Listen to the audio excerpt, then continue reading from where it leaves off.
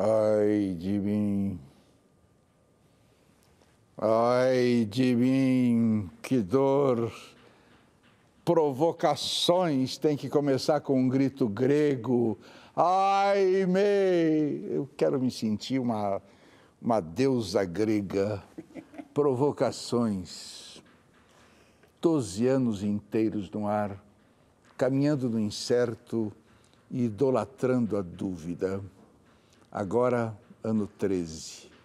Este programa pode não ser uma janela aberta para o mundo, mas é certamente um periscópio sobre o oceano do social. Provocações. Há quase 30 anos, Faustão, o das tardes da Globo, era das noites da TV Gazeta de São Paulo. Ele apresentava um programa chamado Perdidos na Noite, a chamado de seu diretor, que é exatamente quem está aqui hoje. Mas ter lançado Faustão é o menos importante na biografia do nosso convidado. Ele já tem um lugar reservado na história dos grandes repórteres da noite na televisão brasileira. Acabou de fazer 80 anos de idade. Está na tela da Gazeta, ensinando futuros jornalistas a fazer grandes reportagens. Ele é Goulart de Andrade. Goulart de Andrade. Você ainda se considera o melhor repórter que já andou por aí nas noites deste país? Nas noites e nos dias. Eu tenho o privilégio de encarar o que eu faço como ofício, não como profissão. E vou levar isso até os 115 anos, enquanto é o que eu vou durar. Só estou com 80 agora. 50 anos de televisão. Quem mais piorou de lá para cá? O jornalismo ou a televisão? Sem dúvida que a televisão. A televisão incorporou o manto das finanças, da economia, da grana, e afastou a qualidade e a têmpera daqueles que tinham criatividade para oferecer. E hoje está difícil. Eu tenho esse programa na Gazeta porque a Gazeta tem um espírito inovador e uma faculdade atrás dela de jornalismo. E foi uma bênção, porque para mim é uma oxigenação poder trabalhar com jovens estudantes de jornalismo. Fala mais o que há de pior na televisão. A televisão está tão medíocre que é difícil você eleger o pior. Tem o pior, o muito pior, o menos pior e o razoável. Fala do menos pior. Menos pior. As coisas que são feitas com inteligência. E elas só não são maravilhosas porque, às vezes, não existe um apoio da própria emissora para se transformar numa coisa muito melhor. Onde se sentiu mais livre como repórter? Na Globo, Gazeta, SBT, Bandeirantes ou Record? Todas, porque eu nunca fui delas, eu sempre fui independente. E então eu chegava e dizia, olha, eu até pago para trabalhar aqui, mas eu quero liberdade. Tanto que todo o material que eu fiz nesses 32 anos de Comando da Madrugada são meus, não são das emissoras. O direito autoral é meu. Agora, gostou? 80 anos de idade. Você continua indo para a madrugada ou só a garotada vai? Não, hoje não tem mais a madrugada, né? Porque mesmo a matéria-prima madrugada em São Paulo não é a mesma coisa. Então, há muitos anos, eu diversifiquei a minha conduta e a minha matéria-prima. Hoje, a garotada vai atrás daquilo que eu fiz há 30 anos atrás, mas não necessariamente e exclusivamente madrugada. Semana passada nós mostramos um documentário que eu fiz no Copan, que é um edifício majestoso, onde moram 5.000 pessoas, e eles foram atualizar a mesma matéria. A minha obra, que está lá na Cinemateca guardada, tem 16.000 horas generalizadas, todas. Tem uma entrevista com você fantástica, naquele teatro que não vou lembrar agora. Estávamos eu, você, Paulo Goulart, Nissete, e você me deu uma entrevista no camarim, com mau humor. Mas quando mau você humor? Não, você estava com mau humor. Quando você me viu, você se abriu, me deu um beijo, um abraço. Batemos um papo. Eu devia ter ficado pior de humor, então, quando eu te vi. Bom, Goulart de Andrade, como é que você descobriu a noite? Porque eu descobri a densidade demográfica dessa cidade aqui, da meia-noite até às 6 horas da manhã. Era a terceira cidade em população do país. Primeiro São Paulo, segundo Rio de Janeiro, terceiro São Paulo de madrugada. Aí eu falei, alguma coisa tem de importância para se fazer um registro? Não existe um veículo especializado nessa grande cidade que é a madrugada de São Paulo. E aí comecei a encher o saco do Boni, que eu queria fazer umas materinhas entre o filme e no intervalo dos filmes. Ele falou, topo, vamos fazer. Na primeira semana, a primeira matéria que eu fiz, eu me lembro perfeitamente, chamava-se Como se faz um jornal. Ela levou 25 minutos, interrompeu o filme. A segunda matéria tinha 18, e a terceira não sei quanto. Segunda-feira, o Boni aqui disse assim, você está louco, pô? Você quebrou o padrão da Globo. Eu falei, então vamos parar. Ele falou, não, já fez sucesso, vamos continuar.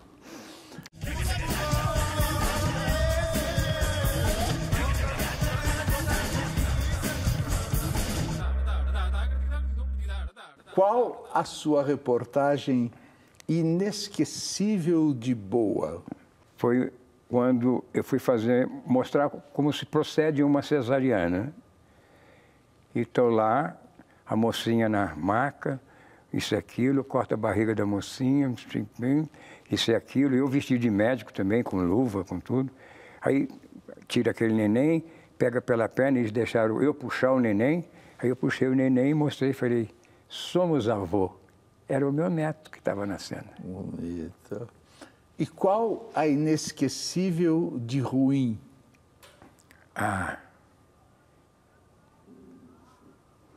Tantas, viu? Tanta coisa que eu chegava achando que fosse ter ali uma mina de ouro e era cascalho. A ditadura me sacaneou muito? Muito. Você chegou a ser preso? Cheguei a ser preso, você deve ter assistido. Apanhou? Camburão, não, mas fizeram agressão moral, achando eles que estavam me agredindo. Mandaram eu tirar a roupa, eu tirei, fiquei de cueca. Disse, não, tira a cueca também. Eu tirei a cueca também. E fiquei 5 dias pelado, andando no interior lá do negócio da Marinha. Eu sou carioca, vivi na praia até os 22 anos. Você acha que ficar pelado ia me constranger? Mas eu não gostei de ter sido levado. Vem comigo? Vem comigo da Atena. Ele falou, esses dias ele falou. De onde você tirou o bordão, vem comigo? Existia uma danceteria chamada Toco Discoteca, que era lá na Zona Leste. O pessoal ainda existe lá, talvez. Era o dia da inauguração da Toco. Eu entrei na Toco com a intenção de mostrar toda a estrutura da discoteca num plano sequência só.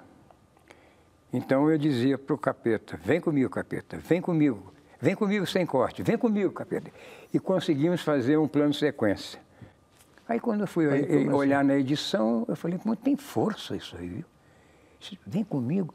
Parece que eu estou convocando um cara que é meu parceirinho, que está logo ali. E aí foi isso e deu sorte.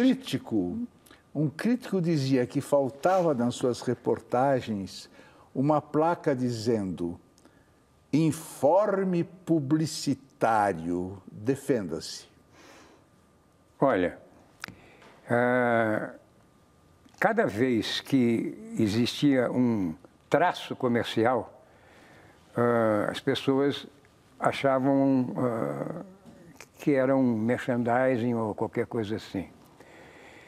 E eu precisava sustentar a equipe, a produtora. Com o que eu tinha que sustentar? Com a mesma coisa que hoje se faz. O líder, o dono do programa, muitas vezes faz um comercial em favor das finanças, né?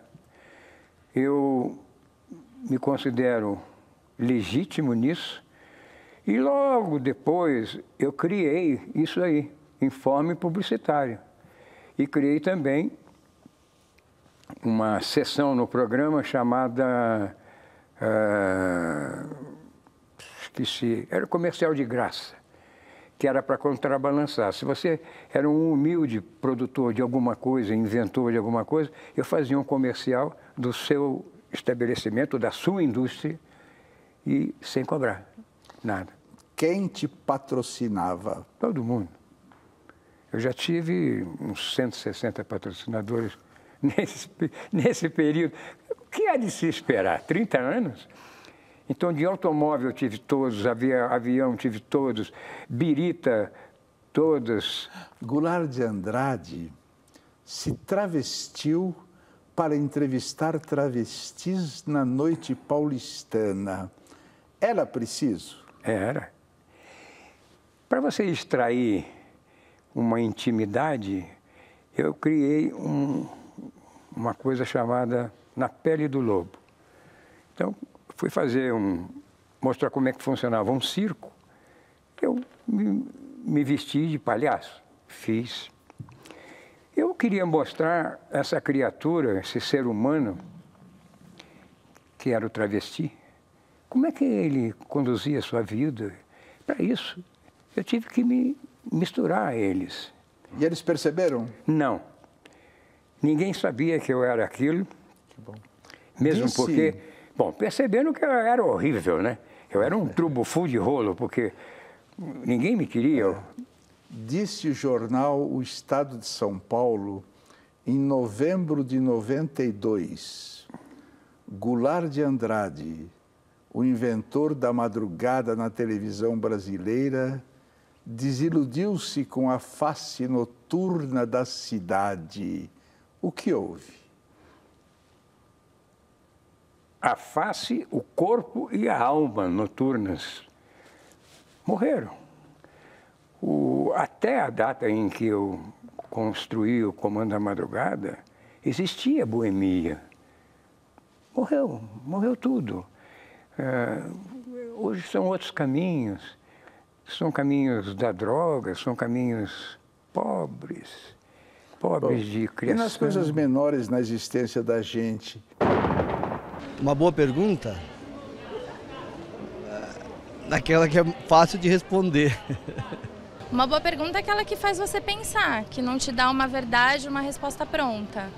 Eu acho que é aquela que te dá, que te mobiliza contra a sua própria opinião, que faz você pensar sobre o que você acredita ou outras coisas que você não tinha pensado antes.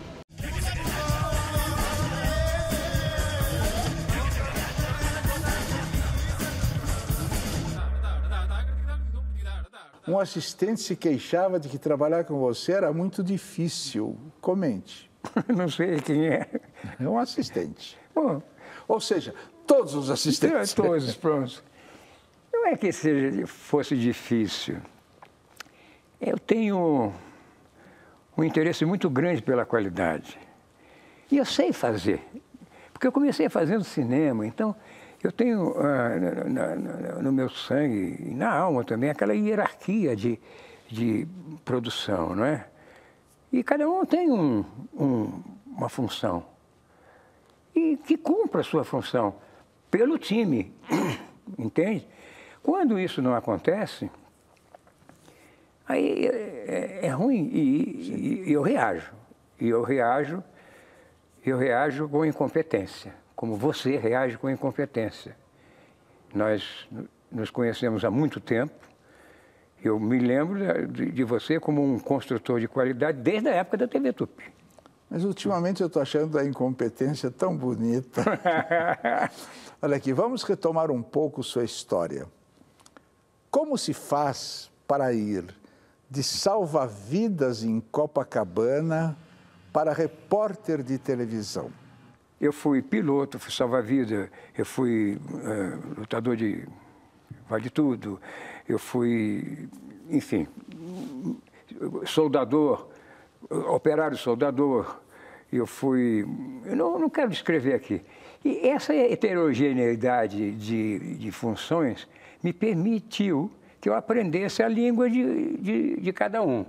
Então, hoje, eu consegui tratar com a mesma decência e o mesmo interesse, respeito, a puta e o cardeal. Daqui, lá, a palavra fluía, porque eu aprendi a entender o ser humano. E a minha função como repórter nada mais é do que revelar ao ser humano que está naquela situação fazendo alguma coisa. Descobrir a alma dele. A alma dele e contar uma história, sempre contar uma história. Na TV Gazeta, há 30 anos, você lançou Fausto Silva como apresentador de televisão. Ele era melhor do que é agora? Muito. Ganhava um pouco menos, que quem pagava ele era eu tinha pouco dinheiro, eu pagava 1.000 dinheiros para ele, né? Mas ele era muito melhor. Por esses 1.000 dinheiros, ele fazia muito mais bem humorado aquilo que hoje ele faz, com a garantia... Mas não quero falar dele, porque... Um robô. É antiético, esquece. Tá. Mas lancei o Fernando Meirelles, lancei o... Marcelo Taz também? Marcelo Taz, que era do grupo Olhar Eletrônico. Lancei o Mino Carta, pela primeira vez, foi para a televisão. Ele fazia uma coisa chamada Discurso do Absurdo, que era fantástico. Era uma ironia permanente, me lembrava muito as suas coisas, suas, Abu. Olha aqui, frase sua ao Jornal da Tarde, falando de telepeças que foi dirigido por mim e por Faro. Sou bom ator, sabia? Eu não queria perguntar se você acha mesmo, eu queria que você lembrasse as pessoas, e a todos nós e a mim, que o Faro amarrou as suas mãos e, de repente, ele falou assim, agora pegue isto aqui. Falei, eu estou com a mão amarrada. Como é que foi essa história? É muito engraçado, porque tinha um outro ator, o Ricardo Petralha, lembra? Claro. E era o vilão, acho. Uhum. E eu tinha que fazer... Eu não me lembro bem a história. Sim. Mas ele acabou, o vilão, me prendendo na cadeira, que era com as mãos para trás. Uhum. E o Faro ficava assim, pega isso aí, pega isso aí. Eu dizia assim, como pega isso aí, pô? Estou amarrado, cara. E aí... 1982, Jânio Quadros, candidato a governador, disse que se ganhasse a eleição ia te dar a TV Cultura. Para dirigir. Ele estava sóbrio? Não. Ele... Eram 7 horas da manhã.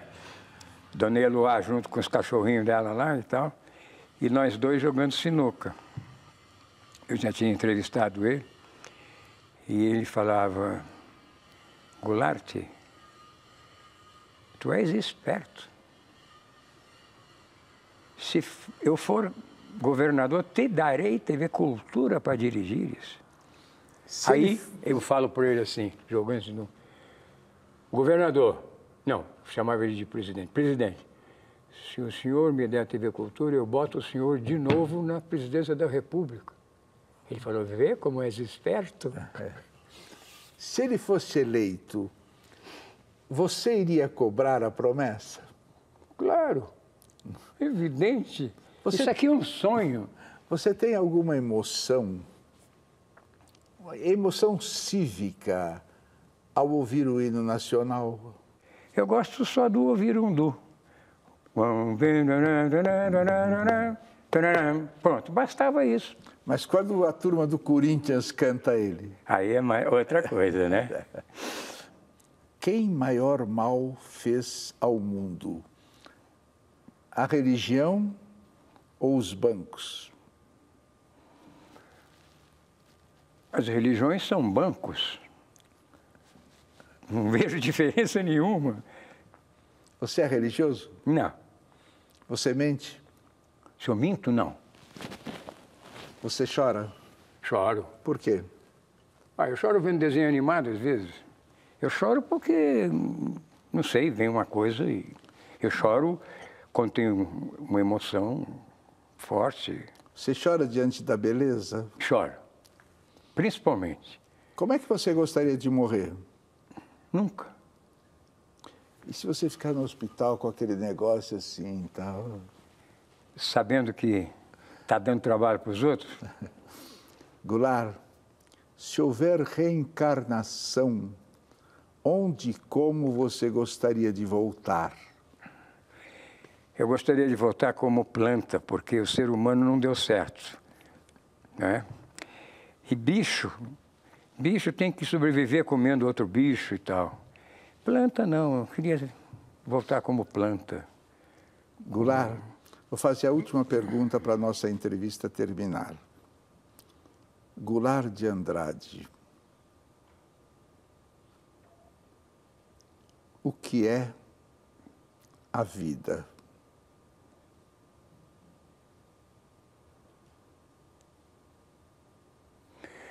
É o espaço entre nascer e morrer.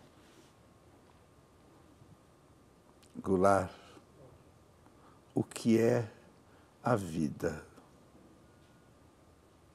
É isso. A vida é esse período que te dão oportunidade de respirar, produzir, amar, odiar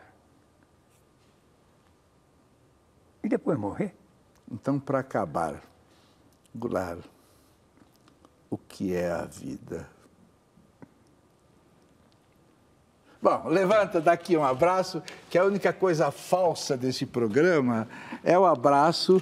Ele fotografa você e você só sairá no jornal se morrer ou eu morrer. Não se preocupem, não se preocupem.